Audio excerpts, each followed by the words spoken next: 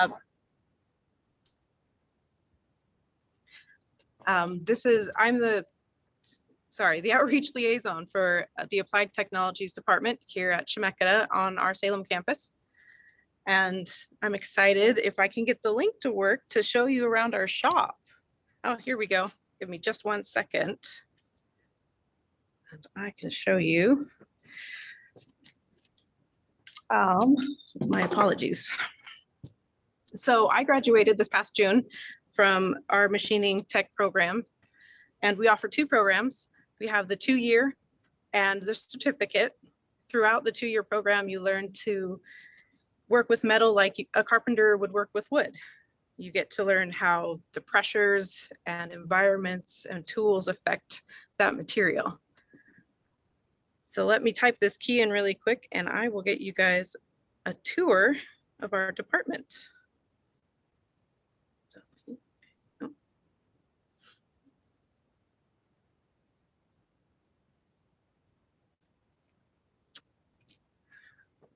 So a little bit about myself while I'm trying to get technology to work with me.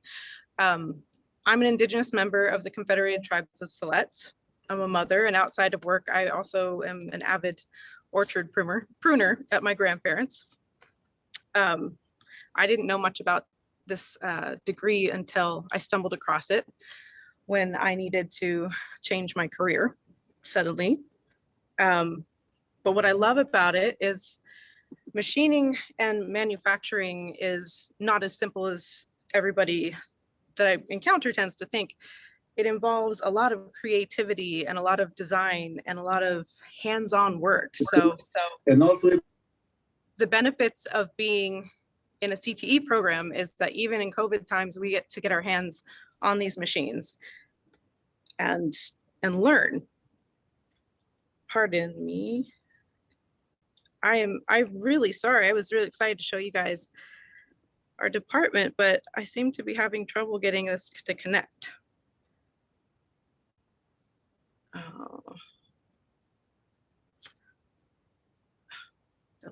Oh, wait. There we go. Huh. Okay, I think I got it.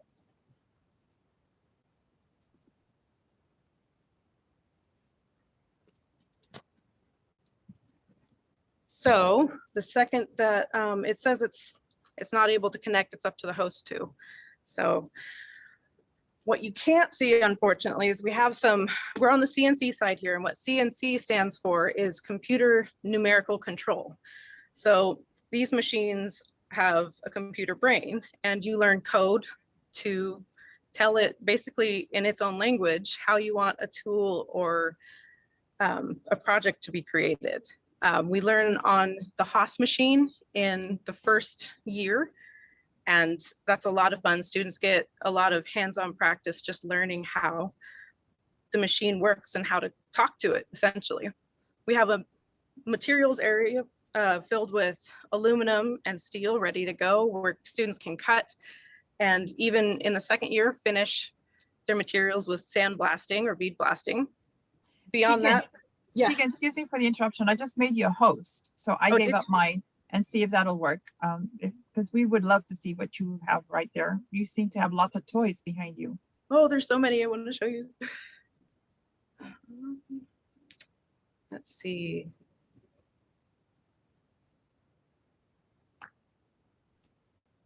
So instead of a co-host, I made you a host and see if that'll make it better. Okay, it doesn't seem to be working. I'm so sorry. So we have a materials area and a layout room back here on our manual side. And the layout room is where students get to learn everything for the basics of manual and CNC. So how to start drawing up projects and creating whatever it is you hope to make these machines make for you. We have manual drills where they learn how to use just those basic tools, grinders for surface grinding, as well as for our sharpening our tools that you get to use on both the lathes and the mills, and sometimes even the CNCs. Our manual machines, they're essentially they're a machine just like the CNC, except they don't have the computer brain. They have a motor, an electric motor, and you use your arms to direct the tools and the slide. Manual lathes are used mostly in the second year, and kind of like, I don't know if any of you have seen a wood lathe, but it's very similar to that. The material's in the lathe and it spins by a motor as well. But the students learn to use, proper safety, but also how to direct those tools to cut things like screws. Like last year, we made some great projects that had perfect screw threads, and they check it to make sure the fit's right. It's a lot more fun than it sounds. And then I can actually, if you don't mind me blipping out just a split second, I can run over and grab the projects and bring them here, some of the examples, since I can't bring you in person. So 1 second.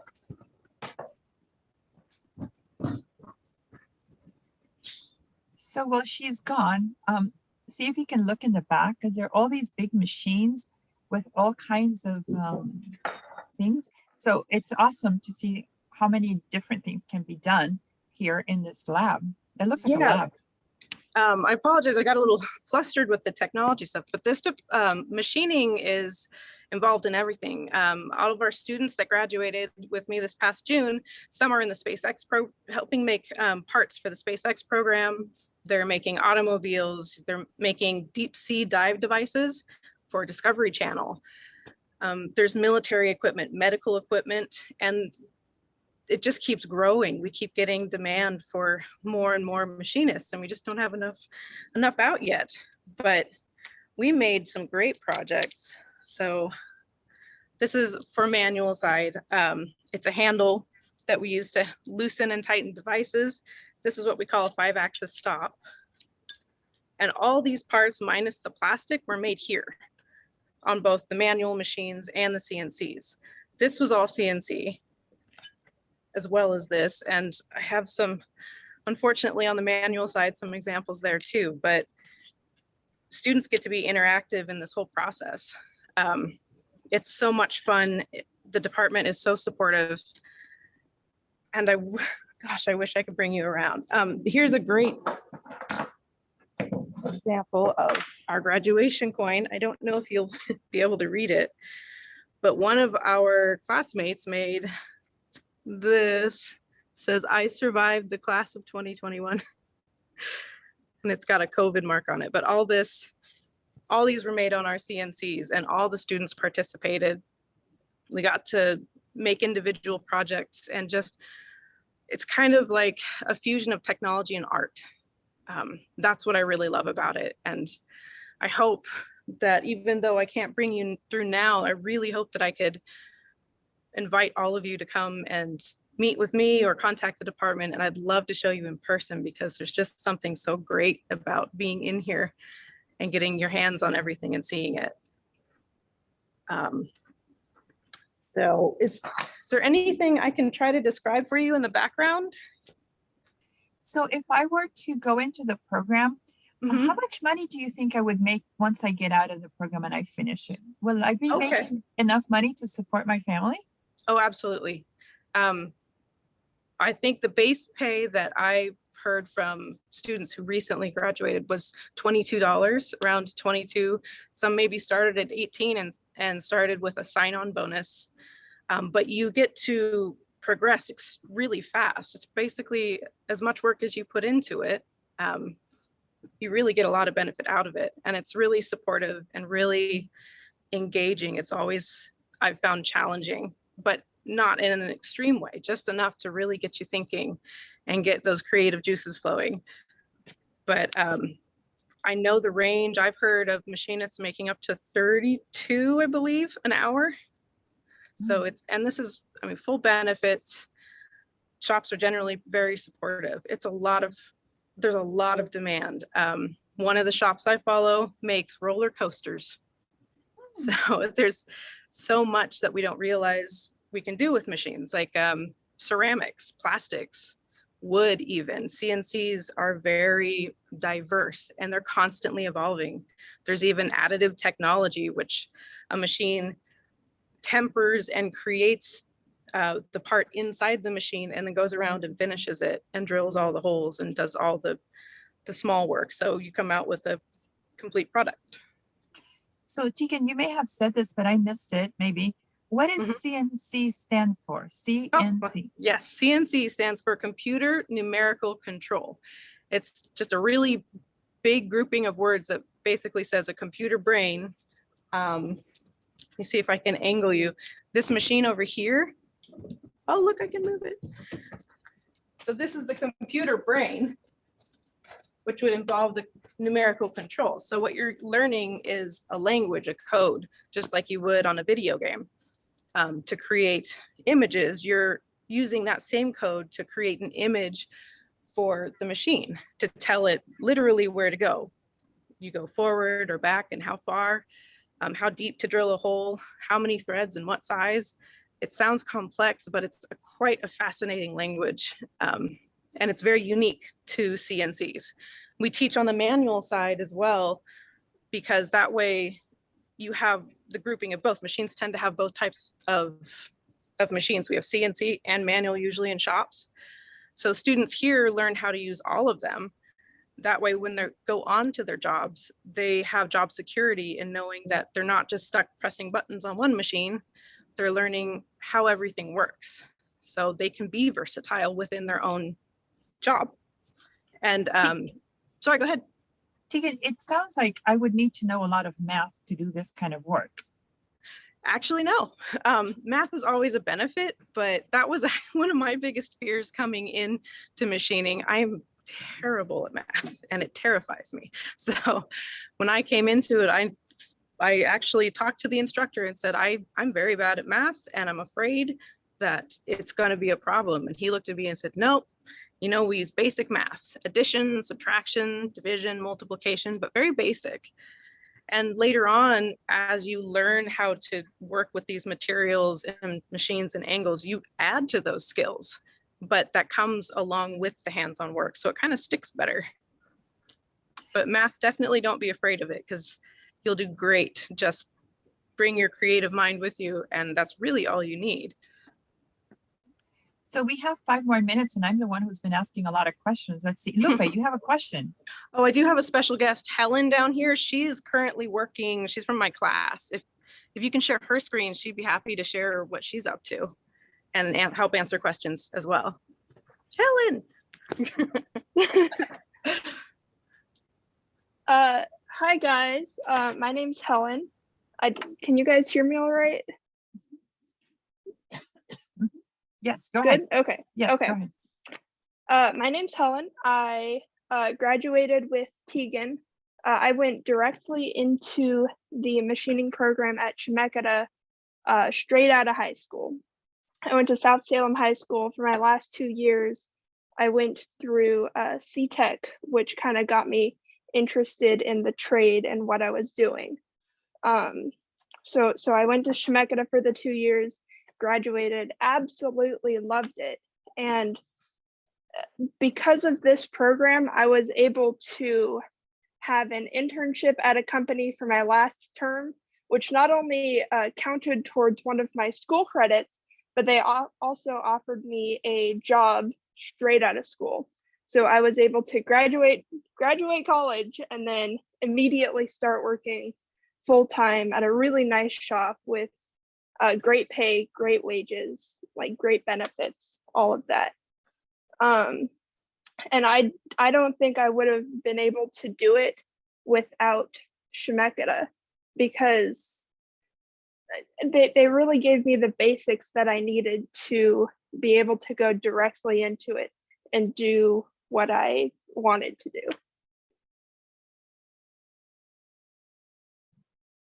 Are there any questions? Yes, I think Lupe has her hand up. Lupe, would you like to ask a question? Helen, that was awesome. What a great experience. Thank you, Thank you. Jeanette. Thank you, both of you. I do have a question. So I have some students who have behavioral issues. And of course, I'm in the middle school, but we're always talking about what the future could be for them. What can I tell these kids who have, like I said, have behavioral issues, have some struggles in school, and like you had said, about math, that's not a priority, because that's their biggest fear. Like the majority of my kids want to stay, you know, they just don't want to go further because they say, why? We don't like math. We're horrible. What can I tell them to encourage them to try these programs? And then my other question is, because we live over here in Washington County in the Hilton area, is this program offered at Portland Community College at Rock Creek? I'll have to double check on the program. I'm still a little new to getting used to the other programs, but I know that Chemeketa's program is very unique. It's one of 5 in the nation that offers a very unique relationship with a company called DMG Mori that makes many of these machines behind us. And they keep us up to date with real world machining needs. But I would encourage your kids not to worry about the math. I know a lot of pressure is often put on that in technology, but technology is so much more than just numbers. The numbers certainly come with it, but it becomes a language involved in this technology. So if you can learn English, you can learn Spanish. I'm learning a new language myself. It's the same concept. You realize that as you work through those STEM programs, the math just kind of matches with it. And it's not as complex as we like to make ourselves think it is. Helen got to witness my struggles with math firsthand. Well, she's a prodigy at math, I am not. So, but she helped me understand a lot that math really is nothing to be afraid of. Just understand that it's another way to speak to our machines. And you won't know till you try, but definitely getting them hands-on makes a huge difference. I hope that helps. Yeah, I would also like to add, if I can, that my favorite part of doing this job is that I'm not like sitting at a desk, doing paperwork all day. I am on my feet. I am actively making really, really cool parts on really fun equipment that are complex and make me use my brain, but not in the way that school does. Doesn't make your brain hurt. It does sometimes, but not in the same way. It's very hands-on, and it's a different type of learning than you would do in a traditional school, which is definitely awesome for someone who isn't a fan of going to school and sitting down and doing book work. That's why the trades are amazing, I would say. I have another question. Is there tutors for like if students are struggling, is there tutors? Oh yeah. Yes. We offer all kinds of tutors here and they are amazing. They really help you understand from all different angles. I went through a couple myself. And it makes a huge difference. Chemeketa is a very supportive, it's very much like a community. That's why I stayed with them, because I wouldn't have survived my 2 years with all the struggles I went through without Chemeketa. They really, from the staff to the teachers, the tutors, everybody really just comes together and really helps you get through it because they want you to succeed. That's what I love about it. It's like, you're such a good role model, and we have your email address on the agenda. So if anyone would like to follow up with Tegan. Yes, send me any questions you want, please. And Helen. And also in the chat, I noticed that we have someone from PCC and was explaining to us that, yes, Lupe, we do have a program awesome. At Sylvania campus. So, and I don't know if you know, Lupe, but you can take the shuttle. You can go to Rock Creek and then take the shuttle from PCC to PCC in Sylvania, and transportation is not an issue. I don't know if you knew that. Anyway, we need to move on to the next session. The way the technology works, we're going to stop recording now. Okay. And then we need to close the session and then reopen it again for the next presenter who is already in this session. And that would be Ms. Aina Avendano. So she's going to be talking about women in trades, and we need to move on to the next session. So we're closing this, thanking Tegan very much and Helen for talking to us. And I'm sorry that it's so fast, but we are trying to move on very quickly. So thank you so much. And we are moving on to the next session. Thank you for taking your time, Tegan.